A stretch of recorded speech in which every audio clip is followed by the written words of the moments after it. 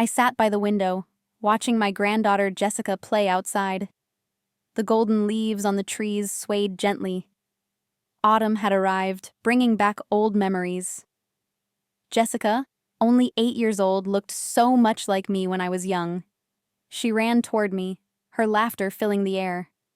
"Grandma, tell me a story from when you were little," she asked. I smiled and nodded. This was not just a story. It was my life. Taking a deep breath, I prepared to share my past, a past full of love, struggle, and learning to stand up for myself. Many years ago, when I was 30, I lived in New York City. I worked hard as a lawyer and wanted to make a difference in the world. But my family did not understand me. My mother, Caroline, only cared about status and what people thought of us. My younger sister, Samantha, loved parties and fun. Only my father, George, supported me. "You should get married," my mother often said. "A woman shouldn't focus only on work." It hurt when she said that. I wanted her to be proud of me, but she never was. One night, my mother planned a big party. "Rich families will be there," she said. "You might find a good husband." I sighed. "I have work, Mom. I can't come." She frowned. "Eleanor, you are 30. Do you want to end up alone?" Samantha laughed. "Yeah, sis. No man will want you if you keep working so much." I stayed quiet, but my father noticed my sadness. Later that night, as we walked in the park, he said, "Follow your own path, Eleanor. One day, they will understand." His words made me feel stronger. I listened to my father and worked even harder. I took on a big case about a man who exposed a company's corruption. It was an important case, but dangerous too. My mother was angry. "This will ruin our family's reputation," she said. "No man will want to marry a woman who causes trouble." I ignored her and kept working. What she didn't know was that I already had someone. Michael, a kind doctor, was my secret fiancé. I loved him, but I was afraid to tell my mother. She only cared about money and status. One day, everything changed. My phone rang. It was my mother. "Your father had an accident," she cried. My heart pounded as I rushed to the hospital.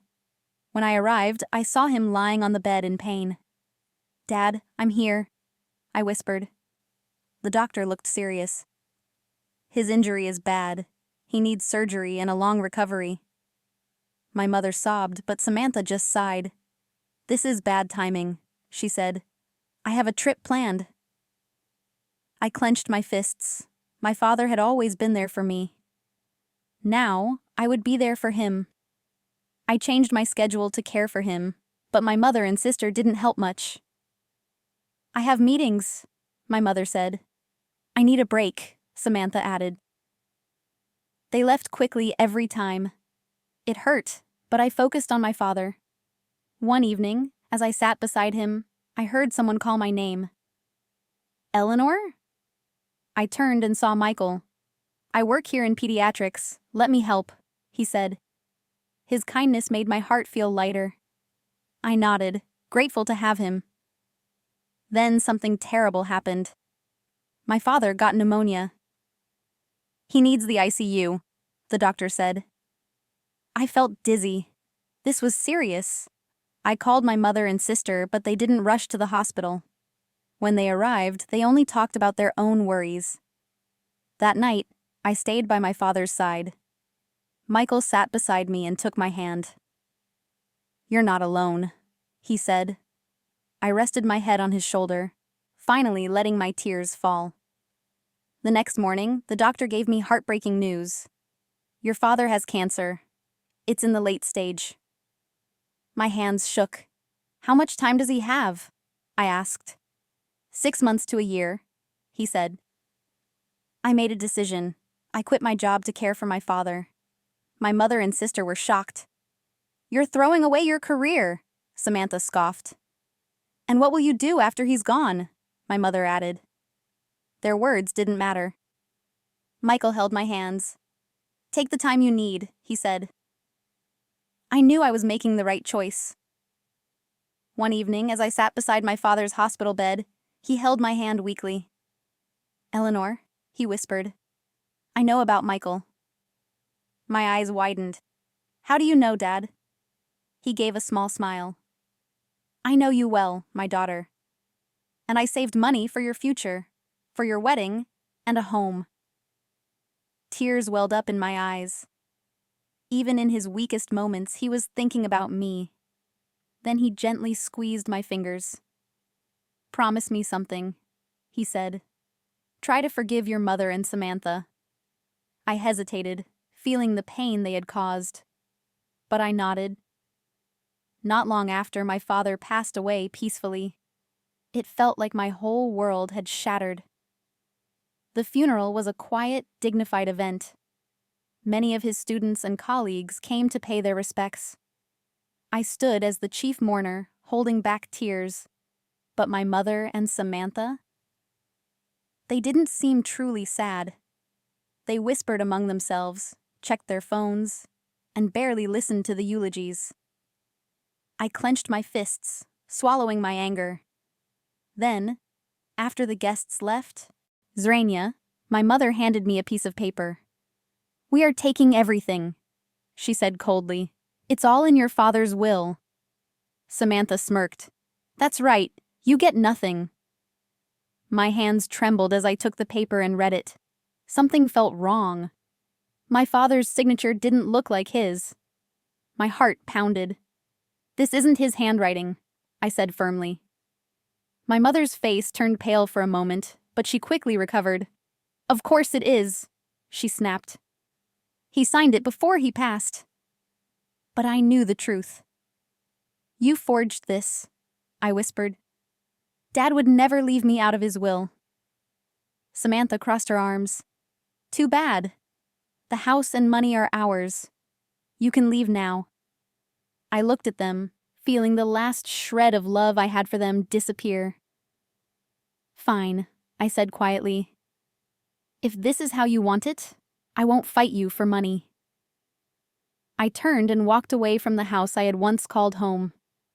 The wind outside was cold, but I felt strangely light, as if a heavy weight had been lifted from me. I had lost my father, and now I had lost my family too. But deep down, I knew I was finally free. I had Michael, I had my career, and I had my own future. A week later, my mother called. Her voice was panicked. "Eleanor, the money is gone," she cried. I frowned. "What do you mean?" "Your father's account. It's empty. Where did it go?" My heart skipped a beat. Then, I realized, my father had planned this all along. "Dad used it for me," I said. "He paid for my wedding and my home." Silence filled the line. Then, Samantha's voice broke through. "You're joking, right? What are we supposed to do now?" I felt no pity. "Figure it out yourselves," I said, then hung up the phone. Michael wrapped his arms around me. "Are you okay?" he asked. I nodded, feeling strangely at peace. For the first time in my life, I feel free. We had a small, beautiful wedding, just as my father had wished. I kept working as a lawyer, building a career I was proud of. Years passed. My mother and Samantha struggled financially. Samantha lost her job and moved from one part-time job to another. My mother, once so proud of her status, now had nothing. I heard bits of news about them from old family friends. I felt no hatred, only distance. Then one day my phone rang. A young voice spoke hesitantly. "Aunt Eleanor? I'm Samantha's daughter." I froze. "Samantha has a daughter?" I asked in surprise. "Yes," the girl said. "Mom is struggling. She needs help." I didn't know how to respond. After everything they had done, did I owe them anything? But then my father's words echoed in my mind. "Try to forgive them." I closed my eyes and sighed. "I'll see what I can do," I said softly. Michael watched me, his face full of understanding. "What will you do?" he asked. I thought for a moment. I looked out the window at the autumn leaves, just like the ones I had seen the day my father made me promise to forgive. "I'll do what Dad would have wanted," I said. Now, as I sit with Jessica, telling her this story, I feel at peace. "Family isn't perfect," I say, "but love can heal wounds." Jessica nods. "Grandma, you're really strong." I smile. "So are you, Jessica." As the leaves fall, I know my father is watching over us. The lessons he taught me, the ones about love, strength, and forgiveness, will never be forgotten.